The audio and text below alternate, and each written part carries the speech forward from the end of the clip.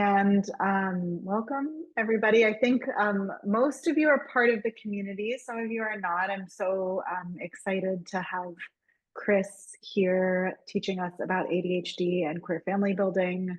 I can't wait to learn from you, Chris. Chris has been part of the community for like at least a year and a half at this point, and it's always special to have people who like really are part of the community teaching each other. So thank you for being here, Chris, Thank you. and take it away. So the first thing that I want to say is last year, um, Dr. Zan did a relationship class. And I usually do ADHD and relationship stuff. If you take everything Dr. Zan said last time and just add in the stuff I'm doing today, you have an incredible resource to get through this trying to conceive and stay connected to your partner um, situation that we're going through. So first, some bad news. No ADHD tool is going to last forever. And a lot of people like to knock on the planners. I had a planner that worked for me for 2.5 years, which is the longest anything's ever worked for me, but eventually it does stop working. So what I want to do with you today is I want us to build a toolbox so that we have the tools that we need to get through this trying to conceive process and the baby process. I have an 18-month-old now. That first year is intense, but you got this and we got each other. Definitely use this community as a resource through that process. Um, there is a saying like ADHD is a superpower.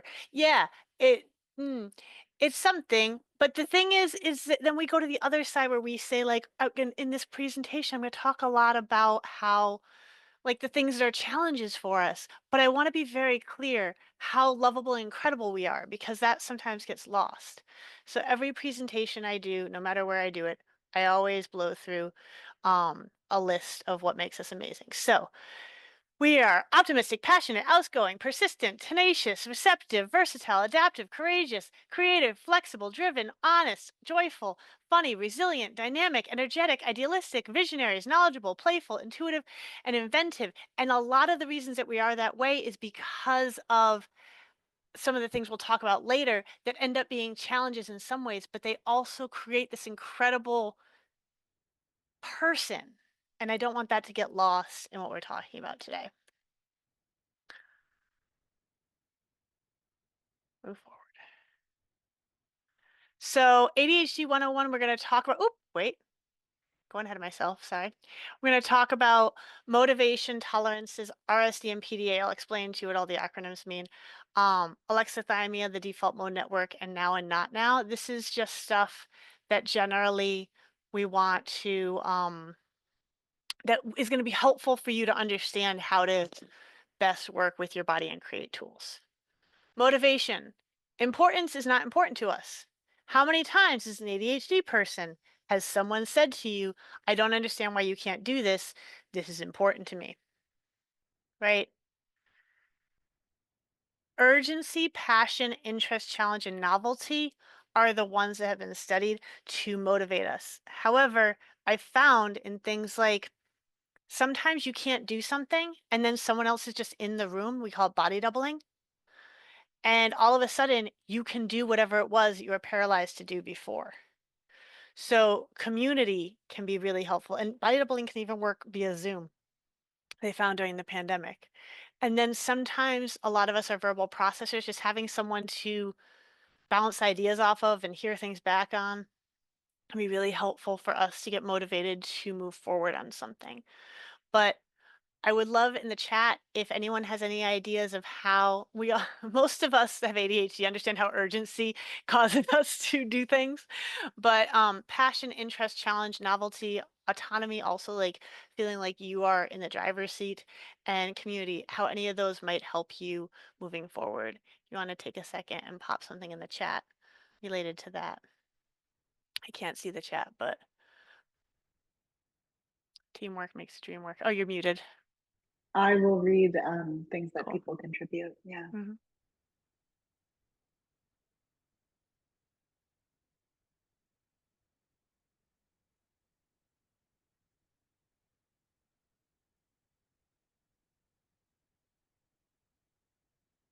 And I don't Um, think I'll, comes for. Go ahead. I'll share as a parent to a Mhm. child, a 7-year-old who has ADHD. These are all it's so clear to see how these things are motivating to him Yeah. and how he navigates Yeah. life. But you say, we got to get out of the house. It's important you get to school on time. That means nothing. That was this morning. I literally walked upstairs and he was just fascinated reading a book. Uh-huh. Could not care about my Yeah. urgency. Yeah. A lot of times gamification or how can you make that book part of like trying to get him out of the house? Like can you be a character from that book, right? To engage in the passion, right? Um Cool. We had somebody set an arbitrary due date to give something a sense of urgency. yeah. And then also creative problem solving. I think that can be helpful when dealing with kids when there isn't an obvious answer. Yeah. And collaboration. A lot of times with the autonomy thing, which we'll go into later with some of the other stuff, having it feel like you're not being dictated to can really help. Mm. Tolerances. So a lot of us can do things like hear electricity, which is annoying, and apparently other people can't do that. Um, Tags on your clothes, you can handle it, kind of. A visually ugly environment, it's not something that is going to make you lose it in the moment. But then all of a sudden, one little quote unquote small inconvenience happens, and it looks like you lose it out of nowhere. That's not what's happening. There is a all these little things are pushing down and pushing down, it's pushing down us until we erupt, right? So, especially going into family planning where the screaming child, the smell of formula, the baby kicking you from the inside or the outside, depending, right? Visual clutter of all the baby stuff, listening to the same song a million times, poop, pee, vomit, nausea, all this stuff can make it harder to exist and harder to keep our executive functioning up. So what can you do?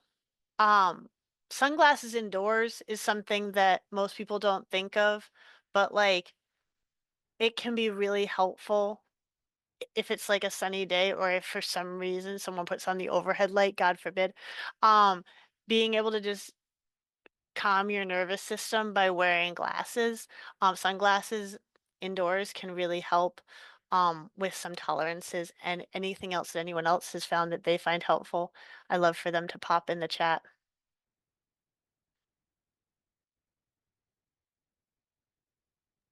Loop earplugs. Oh, yeah, those are the best. I haven't gotten the kind where you can switch from the different modes.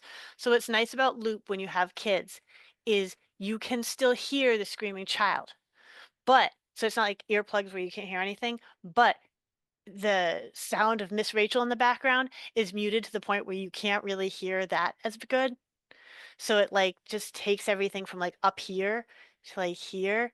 And it does have a mode. The new ones have a mode where you can turn it to like where you really can't hear anything, but you can go back and forth. They used to have 3 different pairs of earplugs, and I had to remember which ones were which was hard. 100%. I agree. Anything else before I move forward? So the point of asking other people what works for them and telling you what works for me is that it's helping us start to create ideas for ourselves. I need to put mine on the refrigerator. Otherwise, I'm not going to remember. And you're like, yeah, obviously, I'm going to remember these things. When my executive function is really low, I cannot remember any of this. And when you're either pregnant, running rough, doing double duty because your partner might be having a rough pregnancy or you have an infant, um, it's not it's not that straightforward to remember anything that we're talking about today. So rejection sensitive dysphoria is one that I want to bring up, but is one that is highly contested. And when I've spoken to groups of people with rejection sensitive dysphoria, and I try to speak to a singular experience, um, no one's experience is exactly the same. I tried one time, I was like, it's like a wash of shame, like, yes, and right? Like there's a lot of stuff going on.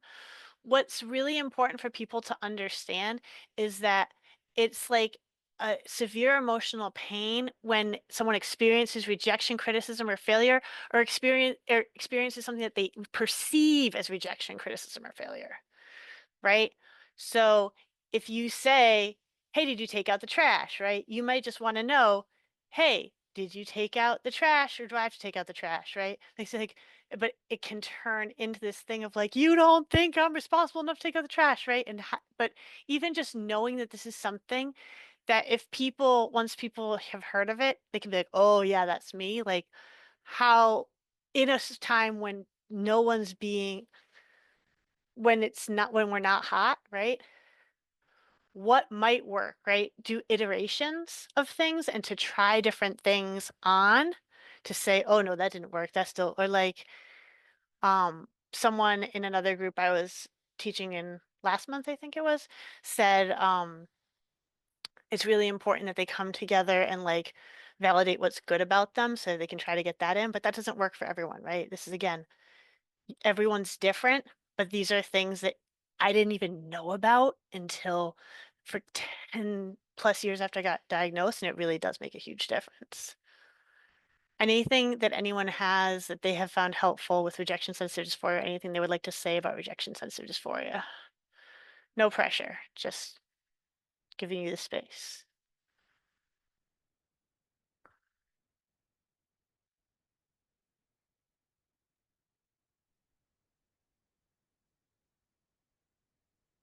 If you decide you have the space, you want the space later, you can just say rejection sensitive dysphoria. Ooh, I think this one just pop up.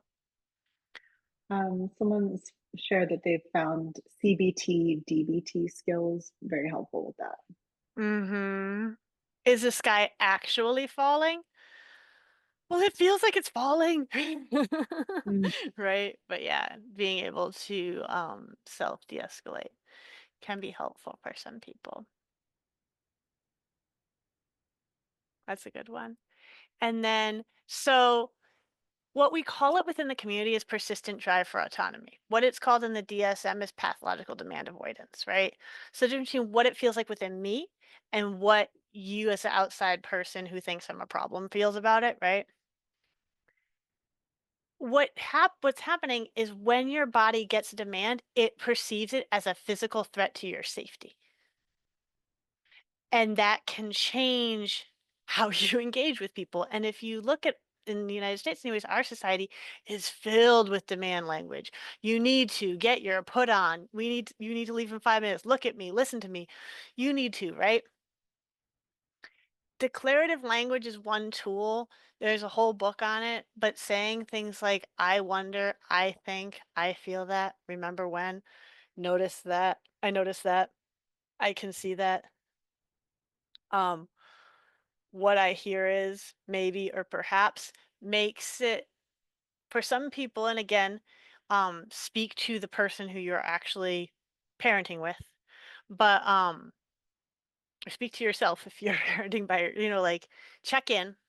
But that is one of the big things that has been found to help with persistent drive for autonomy and also finding ways to actually gain autonomy over the things that you do have control over.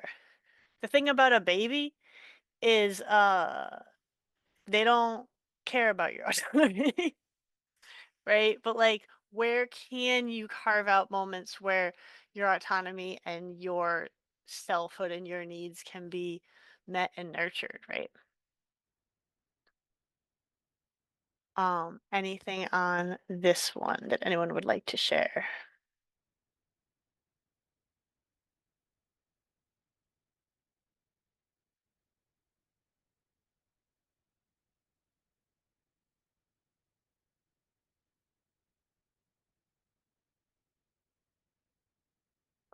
And again, if we go to the next slide and you're like, yeah, no, I have something on this slide, that's fine. Just say it. We can go back and forward. We have ADHD. We're all over the place anyways. Um, so I've heard this pronounced a bunch of different ways, but I've heard it pronounced by people from 6 different countries. So I'm going to pronounce it alexithymia. This is something that refers to difficulty identifying, processing, and expressing one's own emotions. So, how are you supposed to know that you are in the process of getting upset if you are not in touch with the fact that what upset feels like in your body? Good question. I don't know. I definitely have this. Um, First thing, but also for a lot of us, emotions are considered threats. Like, I can't have that emotion because something horrible will happen if I have this emotion, right? I'm just gonna get through this alert system part, and then I'll get right to your message to what you said. So acknowledging that all that emotion is your alert system and your body being like, "Hey, something's going on. I would like you to know about it." And you can be like, "Hey, I hear that something's going on. What is it? Where are you in my body? What do you feel like?" And it's just a sensation. It's not a saber-toothed tiger. Although, if you had told me that 5 years ago, I would not have believed you. Um, Whatever you want to tell me what's in the chat before we go to the next thing. Yeah, so this person shared, I think just making sure that I have spaces that are all mine and I get to decide what happens when is important. It gives me more Mm. tolerance for when I need to do things no matter what.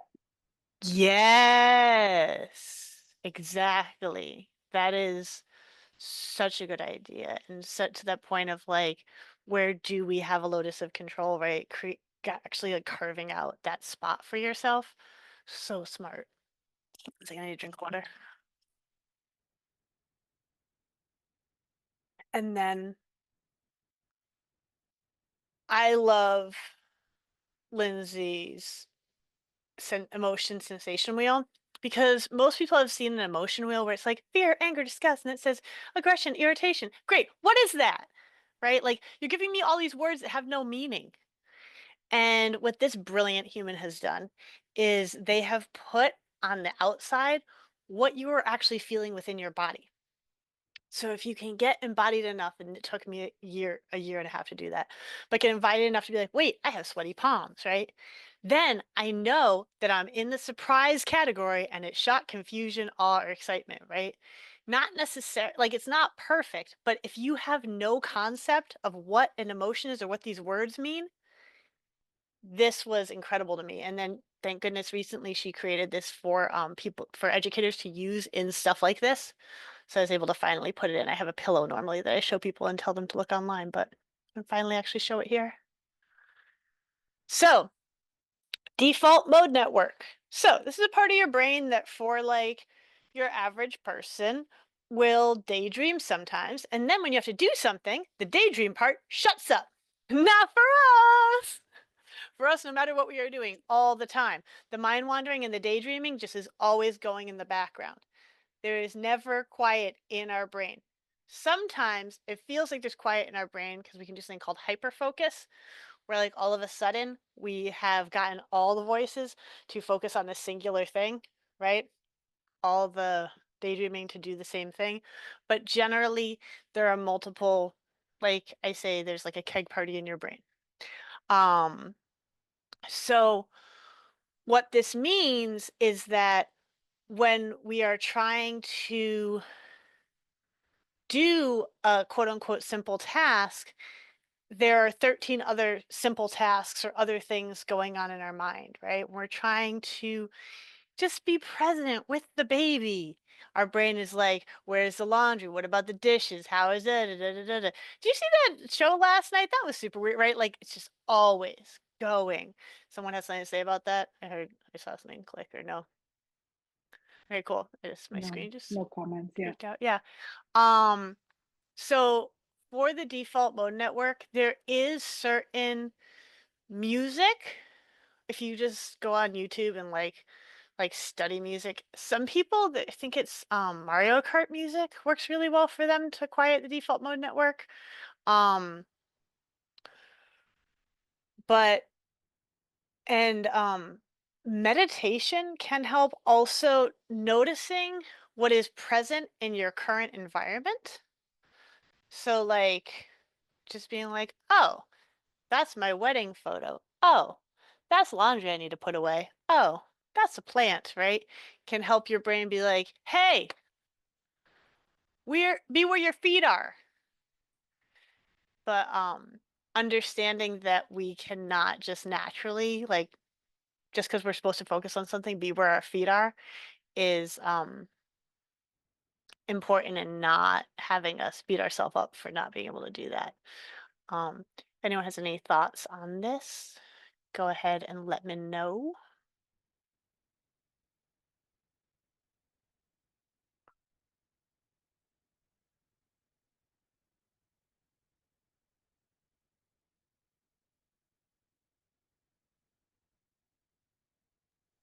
Somebody shared fidget toys can help with. Yeah.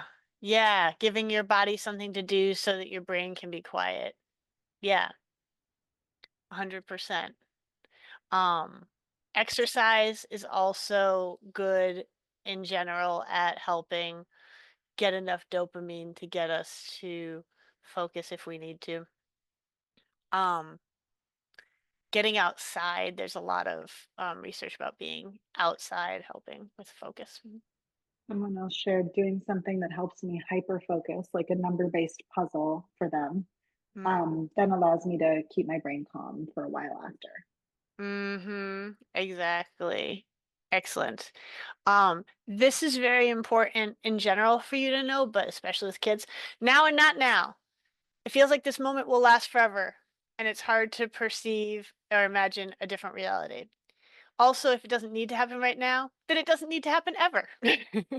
Right? So, my wife always gets mad because she'll ask me to do something and I'll do it immediately. She's like, "You don't need to do it now." I'm like, "Do you want it done?" Because the option is it happens now or I forget it exists, right? And that's what I've used to as a coping mechanism, but that's not for everyone, right? Alarms worked for me for a long time and then stopped working, but then I had to, you can change your alarm to make sound like songs instead of just noises. So that, like, changing it up in that way has helped me go back to being able to use alarms again. Um, but also in the sense of like, I did not like the infant stage. And everyone's like, "It goes by so fast." I'm like, "I promise you it does not." Right? But now she's a toddler and she's so cool and she has words and she has feelings, she has a personality, and she tells me what she wants, what she doesn't want. And I'm like, "Yes." But then this isn't gonna last forever either. But I'm like, I'm fine with this part lasting forever, right? But if you're in it, like in the pregnancy part where like if you're having a rough pregnancy and you feel like trash, or you're doing all the drugs that you need to try to conceive and you feel like trash and it feels like that's going to last forever, what can you do to help yourself remember there is a future that is not this, right? And it's a open-ended question because only you know the answer to it.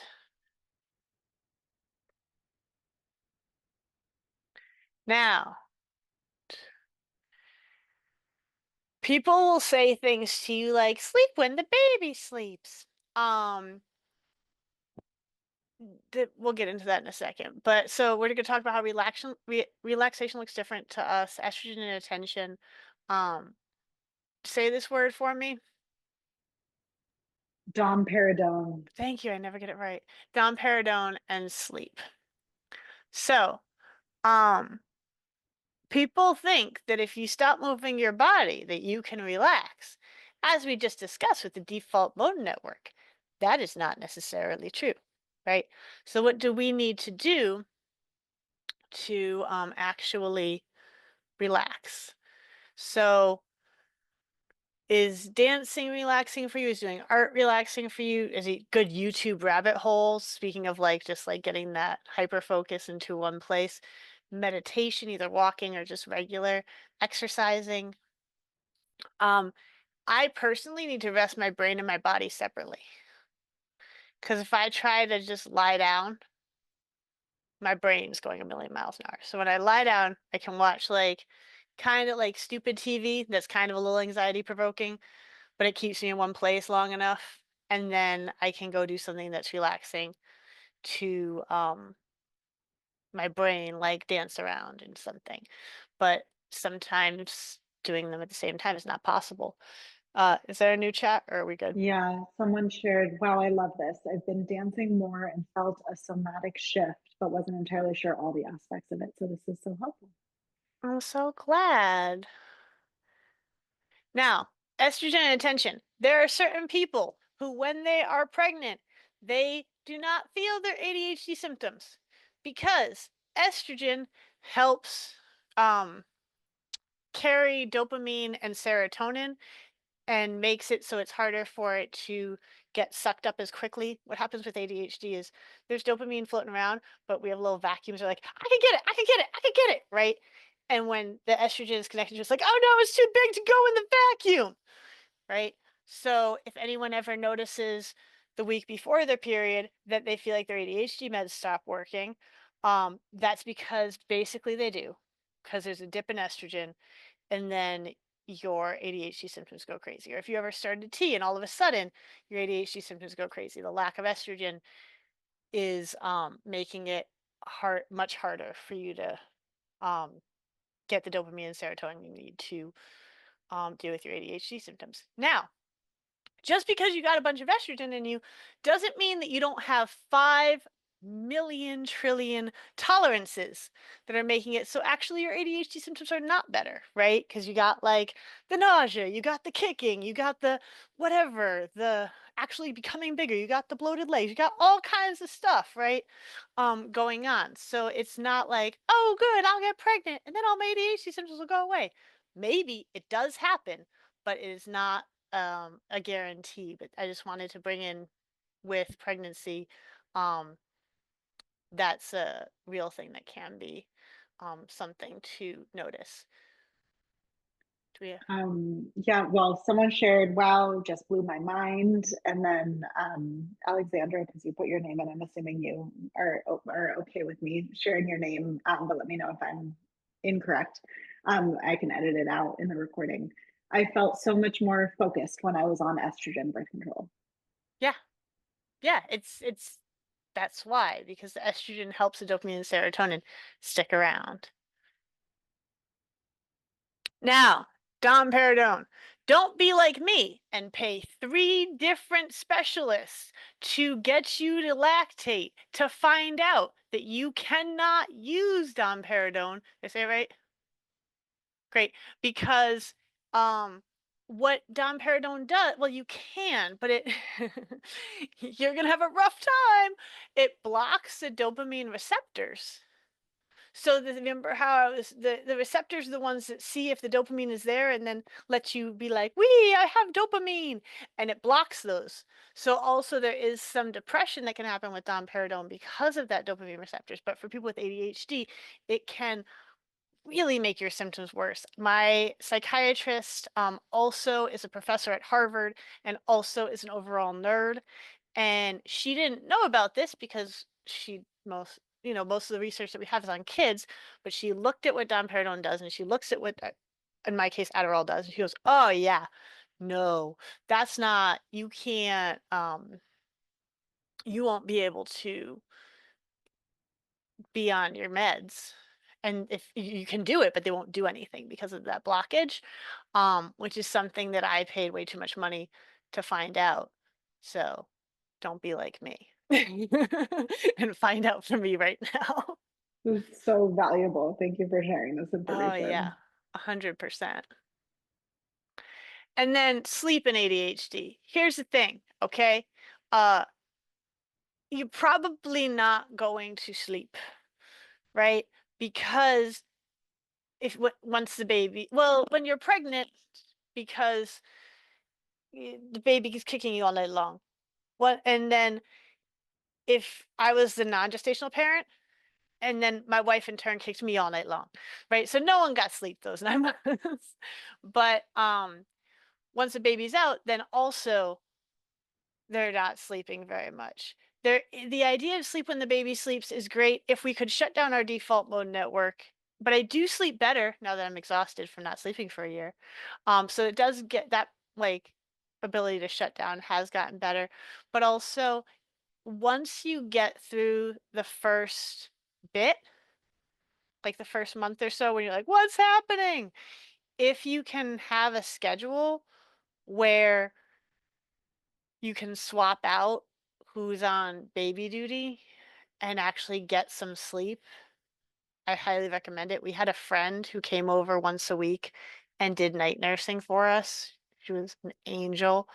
So at least once a week we did get some sleep, because not sleeping is going to make us more irritable and less able to focus and have less impulse control. The amount of stuff that I bought off TikTok Shop when we had an infant is high. I never did it before. Like, so um really just, it is an important thing. The other thing, not just for sleep, but in general, I'm in a lot of non-gestational parent groups, and every couple months someone comes in and is like, I don't know who this person is. My wife has been replaced by a pod person, and what, I don't know why they don't love me anymore.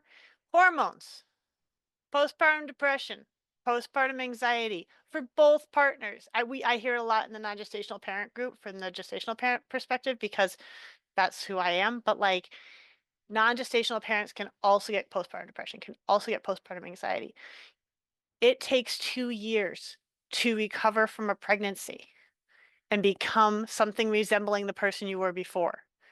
That person in front of you is not the person you fell in love with, but they're in there somewhere, right?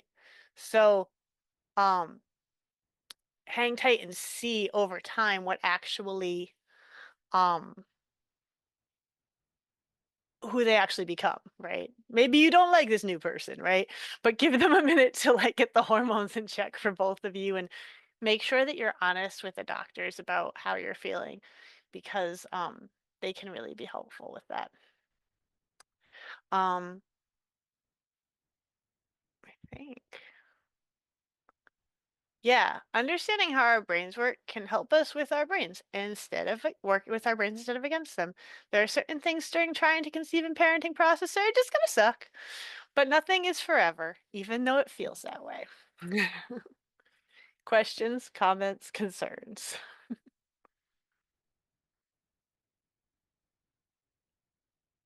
Thank you, Chris. I think this is going to be such an awesome resource for folks, Thank and I'm sure you. people will, yeah, access the recording, and we'll keep it. I'll put a chat underneath so people can keep Yeah. crowdsourcing ideas.